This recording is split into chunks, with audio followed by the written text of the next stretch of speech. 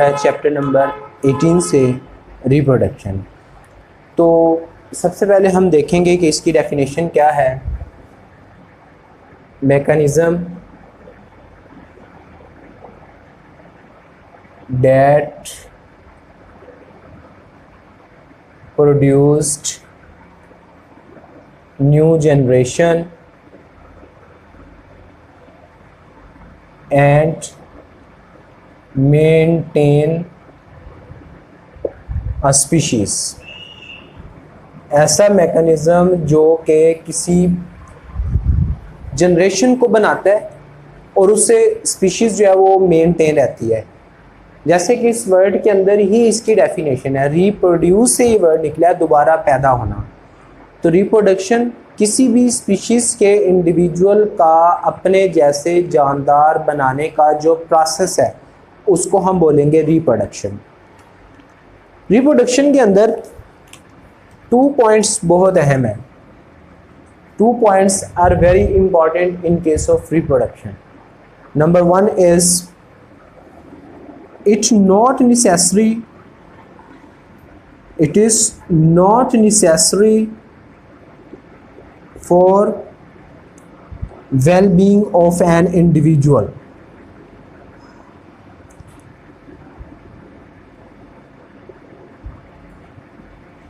इसका मतलब ये है कि जो रिप्रोडक्शन है ये इंडिविजुअल की वेल बीइंग के लिए ज़रूरी नहीं है और ये बाकी तमाम सिस्टम से डिफरेंट है। फॉर एग्जांपल, हमें अगर रेस्पिरेटरी सिस्टम रुक जाए हमारी डेथ हो जाएगी, हमारा सर्कुलेटरी सिस्टम डिस्टर्ब हो जाए हमारी डेथ हो जाएगी। But if reproduction is not going on then there will be not death of an individual. It is not necessary for survival of an individual but it is necessary for the survival of an species. It is necessary for survival of an population और species के लिए ज़रूरी है कि अगर तमाम individually जो किसी स्पीशीज़ के वो रिप्रोड्यूस नहीं करेंगे तो फिर जो उसकी जनरेशन किस तरह आगे बढ़ेगी। सारों की डेथ होती जाए, रिप्रोड्यूस वो ना करे तो सारी ही पॉपुलेशन ख़त्म हो जाएगी। That's why reproduction is necessary for the survival of species and population, not necessary for the survival of an individual। And this reproductive system is totally different from all other systems from body because it is not necessary for well-being or survival of an individual। Next is types।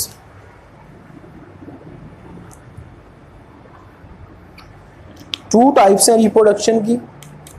Number 1 is overall there are 2 types, asexual reproduction and number 2 is sexual reproduction। इसको हम 1 by 1 study करते हैं कि इन दोनों का क्या difference है और इन दोनों की क्या इंपॉर्टेंस है। Sexual reproduction and other is asexual reproduction. हम इसको 1 by 1 इनके डिफरेंसेस डिस्कस करते हैं। First of all, asexual reproduction requires one parent। It requires one parent, यानी कि सिंगल इंडिविजुअल चाहिए होता है। जैसे बैक्टीरिया 1 से 2 में टूट जाता है बाइनरी फिशन के दौरान, उसके लिए मेल और फीमेल का होना ज़रूरी नहीं है। जबकि एसेक्सुअल रिप्रोडक्शन में क्या होता है, it requires 2 parents, mean male and female. पहला डिफरेंस तो इनमें ये है। एसेक्सुअल रिप्रोडक्शन में क्योंकि एक इंडिविजुअल इन्वॉल्व है, इस वजह से उनका बेसिक पर्पस है टू इंक्रीज देयर नंबर, और नंबर के लिए जो डिवीजन होती है दैट इज माइटोसिस। इसमें क्या होता है जी, रिप्रोडक्शन के दौरान माइटोसिस अकर इसमें माइटोसिस होती है, लेकिन क्योंकि यहाँ पे मेल और फीमेल आते हैं, दैट्स वाई इस प्रोसेस में जो रिप्रोडक्शन में बेसिक फिनोमिना एक्ट करेगा, जो हम डिटेल में भी पढ़ेंगे, वो मियोसिस होती है। जहाँ पे माइटोसिस होती है वहाँ पे गैमीट नहीं बनते। गैमीट उस वक्त चाहिए जब मेल और फीमेल होता है। इस वजह से इसके अंदर there is no gametes formation, जबकि मेल और फीमेल जिसके अंदर होंगे सेक्सुअल रिप्रोडक्शन में, यहां पर क्या होगा, गैमीट्स फॉर्मेशन।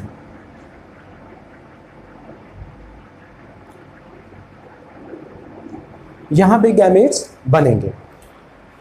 उसके बाद तीसरा इनके अंदर फोर्थ पॉइंट क्या है, इनके अंदर जो आइडेंटिकल है इंडिविजुअल, क्योंकि माइटोसिस हो रही है, there is no crossing over, there is no variation, there are no 50-50 contribution of the parent, कुछ ऐसा सिस्टम नहीं है। इस वजह से इनके अंदर जो भी इंडिविजुअल होते हैं, they are genetically identical to each other, क्योंकि प्रोसेस कौन सा हो रहा है, माइटोसिस।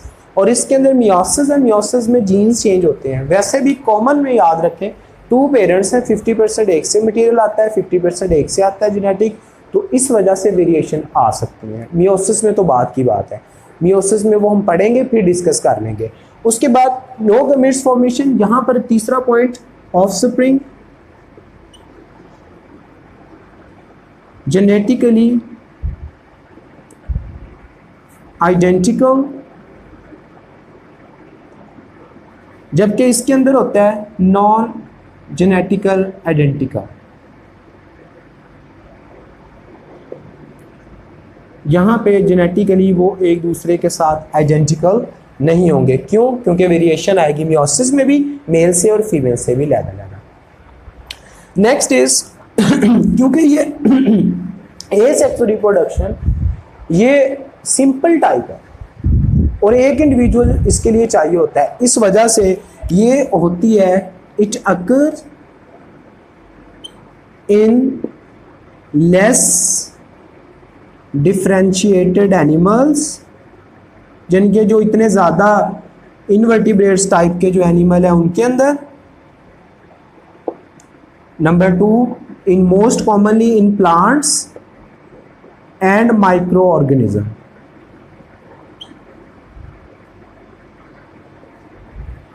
ठीक है, ये क्योंकि एडवांस टाइप है, ये प्रिमिटिव टाइप है, ये एडवांस टाइप है रिप्रोडक्शन की, इस वजह से इट अकर हाईली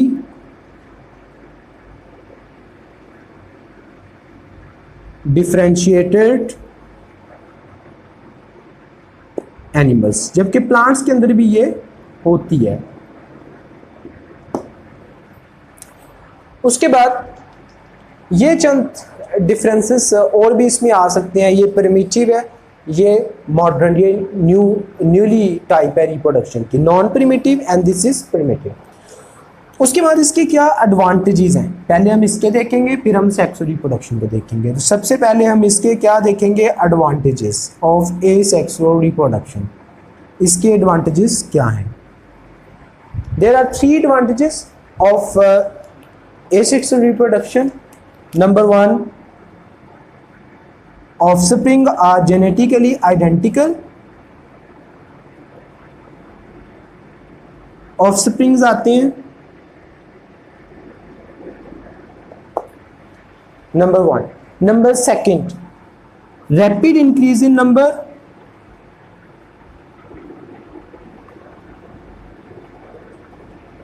इंडिविजुअल का जो नंबर है वो तेजी से बढ़ता है। जैसे अब कॉमन एग्जांपल है, बैक्टीरिया 20 मिनट्स में 1 से 2 में डिवाइड हो जाते हैं बाइनरी फिशन के थ्रू, इसलिए जल्दी नंबर बढ़ता है। तीसरा, genetically identical offspring, rapid increase, क्योंकि माइटोसिस में क्रोमोसोम के अंदर किसी किस्म की वेरिएशन नहीं आती है, आइडेंटिकल करैक्टर ही फिक्स होते हैं। इस वजह से हम माइटोसिस के थ्रू, जैसे हम क्लोनिंग पढ़ते हैं, टिश्यू कल्चरिंग पढ़ेंगे, उसके नतीजे में हम वैल्यूएबल करैक्टर्स को फिक्स कर सकते हैं किसी भी ऑर्गेनिज्म के। Valuable characters can be fixed, उसको हम फिक्स कर सकते हैं। ये इसके एसेक्सुअल रिप्रोडक्शन के एडवांटेजेस हैं। उसके बाद इसके एडवांटेजेस क्या हैं? सेक्सुअल रिप्रोडक्शन के एडवांटेजेस क्या हैं?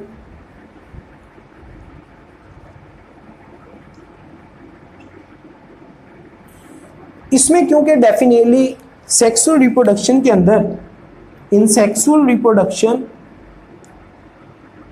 कौन सा फिनोमिना होता है? Crossing over.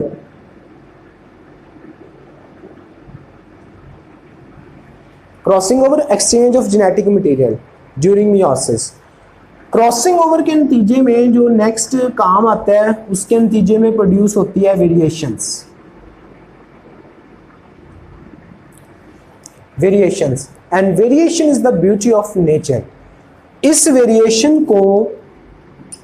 वेरिएशन को इंडिविजुअल यूज करते हैं और उसकी वजह से वो अपने एनवायरनमेंट के अंदर क्या हो जाते हैं? Better adapted.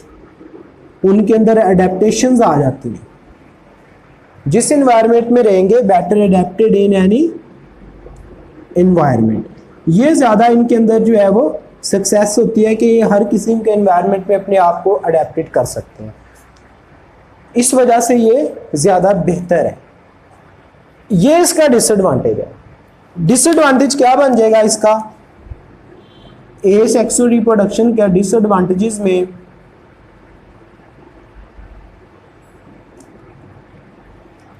क्या आएगा जी? क्योंकि इसमें वेरिएशन नहीं आती है, ये लेस अडेप्टेड होते हैं।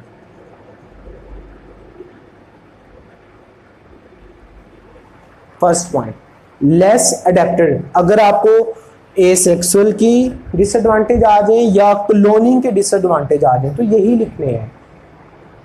लेस अडेप्टेड क्योंकि वेरिएशन नहीं है। एनवायरनमेंट सेलेक्ट किस चीज को करते हैं? जहां पे वेरिएशन होती है। आप शॉपिंग करने जाते हैं, उस जगह से आप ज्यादा शॉपिंग करेंगे जहां पे वैरायटी होगी, क्योंकि आपकी सिलेक्शन अच्छी हो जाएगी। इसी तरह जहां पे वेरिएशन होगी जेनेटिक मेकअप पे, वहां पे सिलेक्शन अच्छी होगी। They are less adapted. Number second, इनके अंदर रैपिड एजिंग होती है।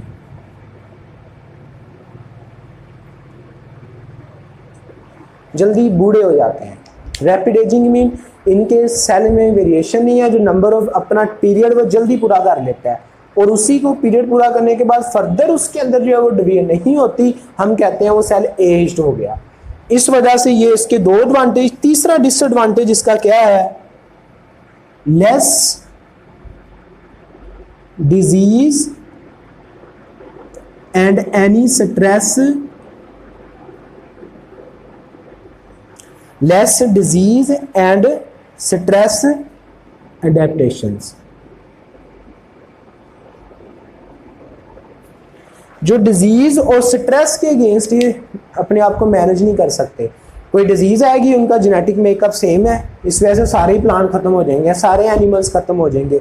वो एक एपिडेमिक फॉर्म में जो है वो सारा कुछ उनके अंदर फैलता जाएगा। जो एनवायरमेंटल फैक्टर है उनसे उनकी डेथ होती जाएगी। ये कुछ इसके डिसएडवांटेज हैं। अगर ये डिजीज और स्ट्रेस, इनके अंदर जो लेस और डिजीज अडेप्टेशन भी लिख सकते हैं, या फिर इसके लिए एक वर्ड यूज किया था डिजीज रेजिस्टेंस का। ठीक है जी। तो ये एक इसका थोड़ा सा ब्रीफ इंट्रोडक्शन था कि इसके मतलब और इसकी एडवांटेज है। अगर आपको डिसएडवांटेज पूछ ले तो सिंपल इसके जो एडवांटेज हैं वो यहाँ पे आप इसके क्या बन जाएंगे? डिसएडवांटेज। अगर मियोसिस के सेल सेक्सुअल रिप्रोडक्शन के एडवांटेज आए तब भी यही लिखना है। अगर एडवांटेजेस ऑफ मियोसिस आए तब भी आपने सेक्सुअल रिप्रोडक्शन की ही जो एडवांटेज है उसको लिख देना है। डिसएडवांटेज इसके अगर पूछ ले, जो इसके एडवांटेजेस हैं वो इसके क्या बन जाएगी? डिसएडवांटेज। जो इसका एडवांटेज है वो इसका क्या बन जाएगा? Disadvantage. That's all about reproduction and it's type. Next आता है प्लांट के अंदर sexual reproduction in plants.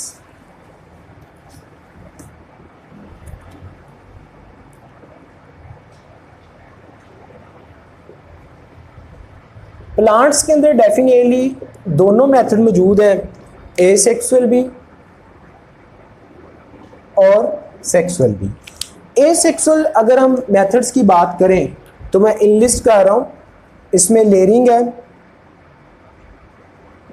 Layering में क्या होता है कि सपोज कि हमारे पास ग्रास लगी हुई है, कोई ग्रास थी, इसका कोई पार्ट ऐसे ज़मीन से जो है वो ऐसे बाहर ये दबा हुआ है, ऐसे है ये, इस पार्ट को जो नीचे गया और ये थोड़ा सा बाहर रह गया, उससे भी आगे जो है वो न्यू प्लांट निकल आता है।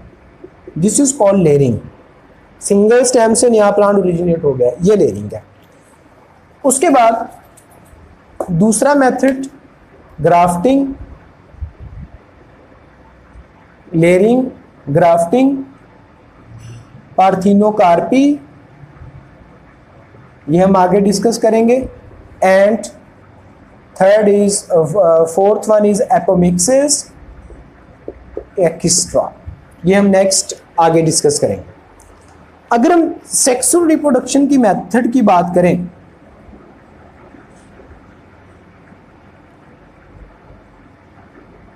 तो plant diplohaplontic life cycle show करते हैं। प्लांट्स आर डिप्लोहेप्लॉन्टिक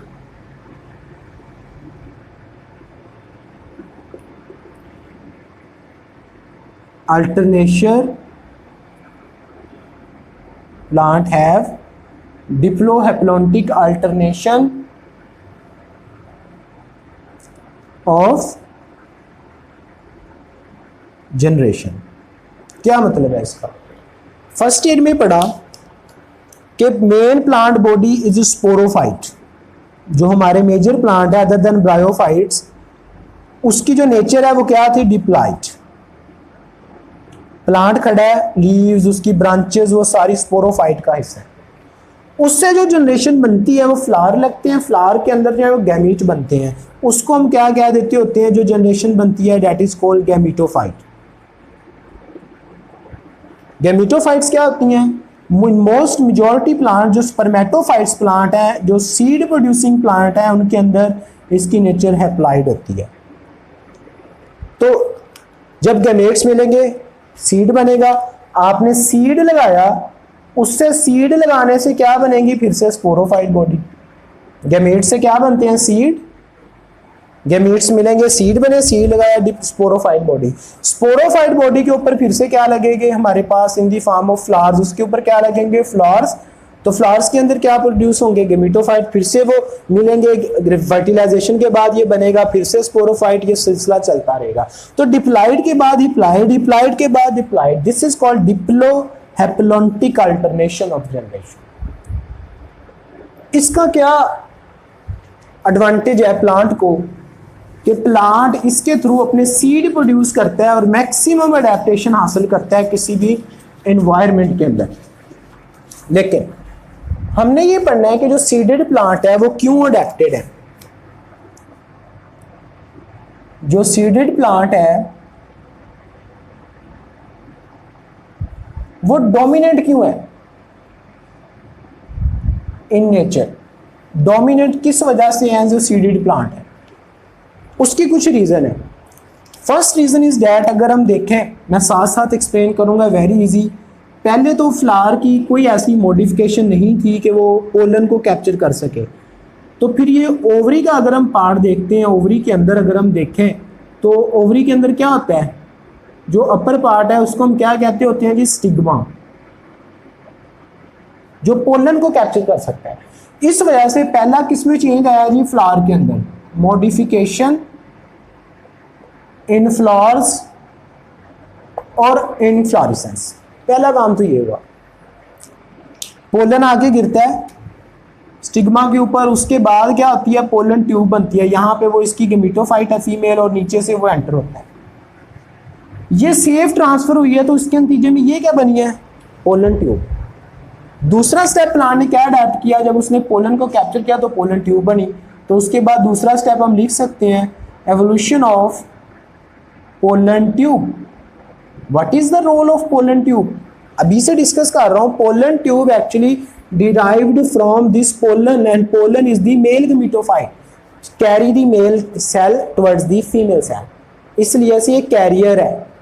समझा जाता है कि जो सीड की एवोल्यूशन है actually that is the evolution of pollen tube, and evolution of pollen tube is evolution of seed. Pollen tube ना बनती तो सीड ना बनता। इस वजह से इसको कैरियर समझा जाता है। ये व्हीकल है, पोलन ट्यूब गाड़ी है जो स्पर्म को उठा के फीमेल तक लेके जाती है, स्पर्मेटोजाइट सेल को। दूसरी अडैप्टेशन ये थी। तीसरी अडैप्टेशन क्या बना? फर्टिलाइजेशन के बाद जो ओव्यूल है that is change into seed. अगर हम सीड की बात करते हैं, उसके गिर्द जो कवर होता है उसको हम क्या कहते होते हैं? Seed coat. तो नेक्स्ट हम स्टेप क्या लिखेंगे? फॉर्मेशन ऑफ सीड कोट, जिससे इंटरनल एम्ब्रियो को प्रोटेक्शन मिलती है। उसके बाद इस सीड के अंदर एक पार्ट और होता है जो फूड स्टोर करता है। एम्ब्रियो, छोटा सा एम्ब्रियो है, उसके लिए जो फूड स्टोर करता है उस पार्ट को हम क्या बोलते होते हैं जी? एंडोस्पर्म, जो फूड को स्टोर करता है। तो फॉर्मेशन, उसके बाद formation of endosperm for food storage. Next step is, जब ये ओवरी जो है सीड से क्या, ओव्यूल से सीड बन गया, और जो ओवरी है, ओवरी किस में चेंज हो जाती है आफ्टर फर्टिलाइजेशन? Into fruit. तो फॉर्मेशन ऑफ फ्रूट, फ्रूट बने फॉर सीड डिस्पर्सल। अब दुनिया के हर कोने में जो है वो फ्रूट जाता है, फ्रूट के साथ सीड भी जाता है, इसलिए जब फ्रूट आगे कैरी होते हैं उसके साथ हमारे सीड भी कैरी हो जाते हैं। दैट्स वाई उससे पूरी दुनिया के अंदर वो प्लांट फैल सकते हैं। नंबर 5 इज सीड डोरमेंसी, कि अगर इन्वायरमेंटल कंडीशन नहीं है तो एम्ब्रियो जो है इससे नहीं ग्रो करेगा। इस कंडीशन को, जिसमें ड्यूरिंग अनफेवरेबल कंडीशन एम्ब्रियो अपनी ग्रोथ को रेस्ट्रिक्ट कर लेता है, that is called seed dormancy. और जैसी इन्वायरमेंट कंडीशन सुटेबल होती हैं दोबारा से वो अपने आप को ब्रेकअप करता है, उससे नया प्लांट बना देता है, सीडलिंग बना देता है, उसको हम कहते हैं सीड डोरमेंसी ब्रेक हो गई है। Due to these reasons the seeded plant या फिर spermatophytes, seeded plants are also called spermatophytes, are predominant on its land condition. तो ये था जी आज का हमारा सेक्सुअल, एसेक्सुअल और diplohaplontic alternation of generation and why the seeded plants are predominant. इसके साथ लाइफ साइकिल्स उसका है ब्रायोफाइट्स का, जिम्नोस्पर्म्स का, एंजियोस्पर्म्स का, वो आप खुद ड्रॉ करेंगे क्योंकि आप लोगों ने पहले डिस्कस किए हुए हैं। नेक्स्ट